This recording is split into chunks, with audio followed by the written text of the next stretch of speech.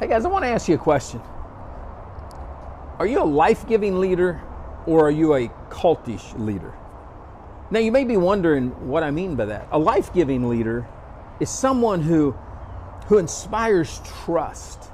Their whole focus is to help others find their identity, to fulfill their purpose, to have success at their level, not at the leader's level. But a cultish leader is one that likes to manipulate, but use the word persuade. They like to draw people in around them, but not for the individual's success, but for their success. And sometimes this is totally done subliminally. It isn't even done on purpose. The leader may start out in the right path, may start out as someone who wants to be a life-giving leader, to inspire trust, to help people understand that you can be at rock bottom and grow and come somewhere. And yet somewhere along the way, we can start believing our own press. We start believing our own rhetoric. We start believing all the kudos of those around us. And then we start to become a poser, a cultish leader, someone who is fearful that if people really find out, it could all go away. And we will fight to try to keep the persona that we've created.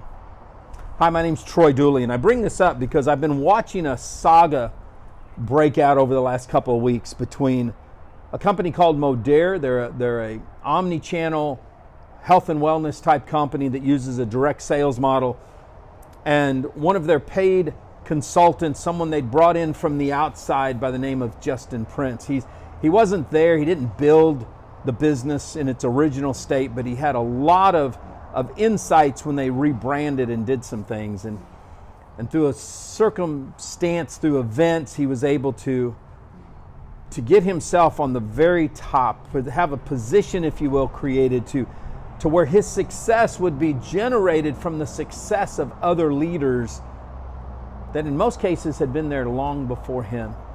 In some cases, they came from other companies, which in and of itself created some lawsuits that were there. But why I bring this up is because I watched a video. I had somebody say, "Hey man, did you hear what happened to Prince? Modere terminated him. Check this out." So I watched his video, and it was so well done. It was a beautiful production that fits the brand and the identity that Mr. Prince has created for himself. And I could see automatically, well, it makes sense why Modere would want him to be part of their company, because they're from their CEO to the Z Capital, their largest shareholder, it truly fits the model. It was class all the way across the board. But I study people. I study sales all my life. I know network marketing, and you could hear the soft music, maybe what some would call soap opera music in the background. You start to see the tears growing red as he was talking about his vacation. He was with his family, and they were in an Uber when the text came in that his income had been taken away. He'd been terminated, his multi-million-dollar income. And what came to mind is when a guy or a girl, they get caught having the affair. It doesn't matter if their spouse walks in on them when they're in bed. It doesn't matter if they're leaving the house or the hotel or whatever. The aha moment when they get caught, well, they're just sorry they got caught. They're not confessing. They're not having a transformation of mind. They're sorry they got caught. But see, the real devastation started long before that. Back when trust was already starting to erode, back when secrets were being kept, back when communication broke down. I did a video this week, and I shared that John Maxwell, who I know Prince has paid to be at one of his events at least, and become a coach and an excited person with John. And John believes leadership rises and falls on influence. And if that's the truth, and I believe it is, I've known John Maxwell long before most people even knew his name. I know that if influence is what builds leadership, then communication is what builds influence. And when our communication breaks down, our influence breaks down, and our leadership breaks down. And usually at that point in time is when we as leaders start to remember back where we came from. We start to think, oh no, what if my $500,000 or $1 million a month income is gone? What happens if I'm back in that studio? What happens now that I've got family, I've got kids, I've got all this? And we start to scramble because of fear. A lot of times, leaders don't even know they have the fear that's inside of them. But all of a sudden, they're in a position where they're fighting for their life. They may be confident on the surface, but yet when they're sleeping, when they're in the shower, when they're talking to their God, whatever that is, all of a sudden they realize, my heart is pounding. I don't know what's going to happen if I lose all of this. And that ends up being devastating to them. So what do? They go into self-preservation mode. They craft a video that makes them look like a victim. They get on Tom Chenault's radio. It seems like everybody gets on Tom Chenault's radio show. You know how many people have been on Tom Chenault's radio show and then regulators take a peek at them? I was one. You know, how many are Tom Chenault's radio show, which is public, and then they use it in a lawsuit against the person that was on there? Why? Because in most cases, the leader is self-absorbed. They think they're in the right. Sometimes they don't even talk to their attorney in advance. And then the next step is, how do I protect myself? Well, maybe I'll send a lawsuit around before it's filed. It might be changed before we file it. Maybe it won't get filed. It'll probably be filed, but I'm going to send it around. And I'm going to show my side of this. And I'm going to divulge information that I gathered under a non-disclosure agreement. So once again, violating the actual agreements that are in place. This is what happens. To some degree, this is what Mr. Prince has done. I don't know all the details of the Modere and Mr. Prince saga. What I do know, though, is that Mr. Prince has a responsibility as a leader, be that a life-giving leader or being that acting as a cultish leader. He has a following. He has people that adore him, people that believe in him.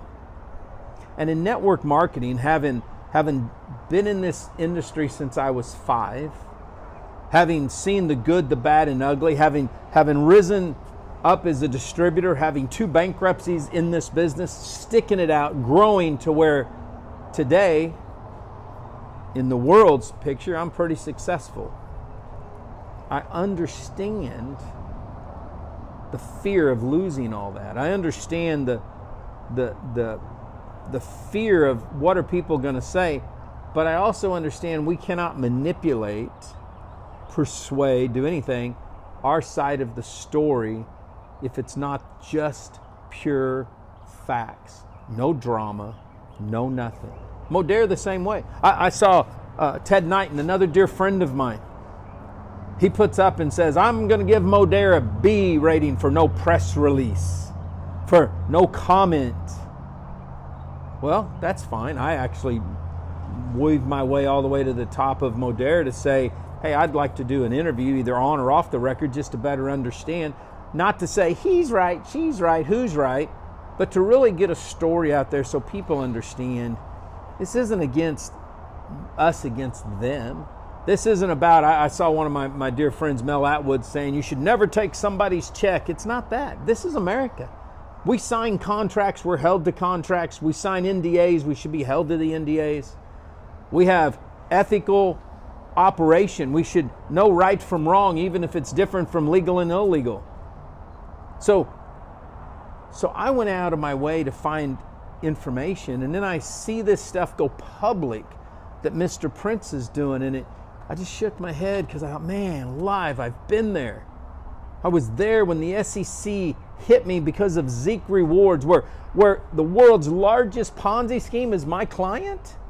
1 million plus people joined, $1 billion made, families shattered, Do you know a decade later, creditors are still trying to come after, what do you call them, debt collectors, are still trying to come after people that were in Zeek Rewards that just earned as much as $1,000. You say, Troy, what's that got to do with anything? It has to do with leadership. Because I had to learn that as a leader, I make mistakes. If I don't, it isn't about leadership, it's about influence. If you're an influence, if somebody sees you as influential, you're a leader. That's John Maxwell. And if that's the case, and we don't act like it, if we go into self-preservation mode, what does that tell our kids? What does that tell our spouses? See, we shouldn't be out there defending ourselves to try to make other people look bad. We should be out there saying, I'm sorry, I was wrong. There's a website called Behind MLM. When my situation 13 years ago hit, he blasted it all. Well, I went onto his website, looked at all the comments, talked to some of those people that were there, took a blast, apologized to others. Those people in network marketing that have come to me over the last decade, that was me, I'm sorry. Yep, I screwed up. Yep, I took my eye off the ball. Yep, there's no excuse for it. You know, today I do the same thing. Because I realized that I needed to transform too. It wasn't about me. I'm just a guide. It really is about those people they're out there that see influence. So whether it's Mr. Prince, whether it's myself, whether it's Tom Chenault, it doesn't matter who it is, we have a responsibility not to make ourselves look good, not to try to get people to jump with us to a new company, not to lambaste some company and say, oh, they're going to go bankrupt. Ah, look at this is awful. No, none of that. See, I've learned a long time ago from being in the judicial system a long time, criminal, civil, doesn't matter. When you're in the right, most of the time, not always, but most of the time, you don't say a word. You present the facts to the court. Because at the end of the day, it's a judge, it's a mediator, it's a jury that makes the decision. The court of public opinion, yeah, it can be okay. But at the end of the day, you can go to jail with the public loving you. You can stay out of jail and the public can hate you. Which is best for your family? In a civil case, the public can love you and you still pay a multi-million-dollar settlement, or the people can hate you and you don't pay a settlement because you were in the right. But when you go out of your way to create dramatic effect, to try to hit the emotional hook of people that for the most cases aren't going to ever know the truth, they just love how you make them feel in the moment. Lives don't change much. They haven't pursued the actions. They aren't out there even making a part-time income. But you made them feel good. And they may succeed at their corporate business. Their marriage may be better. They might read your books or buy your books. They might pay a few dollars to go to an event. But at the end of the day, did that really benefit them? Or did it benefit your ego? That's the question that we have to ask. So in closing, just like when I opened, I don't know whether Mr. Prince is going to be in the right or Modere is going to be in the right. But I do ask this question: what type of leader do you want to be known for? Do you want to be a life-giving influencer, someone that creates trust with people, helps them reach their purpose and find their identity, build their business, build their mission? Or do you want to be known as a cultish leader who literally, people drank the Kool-Aid, but their lives were no better? That's the question. We'll see you on the next video.